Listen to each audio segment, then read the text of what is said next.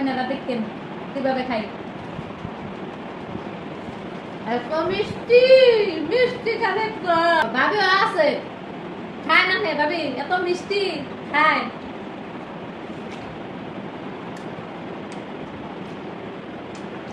কত খাইতে পারেন মিষ্টি আছে।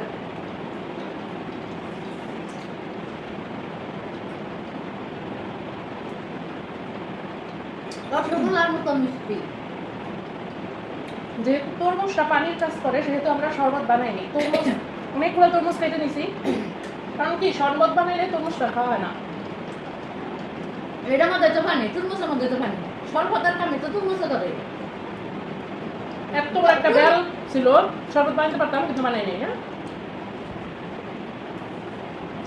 এটা তরমুজ খেলে শরবত ভালো লাগে না, এটা তরমুজ খেলে শরীর ঠান্ডা হয়ে যায়।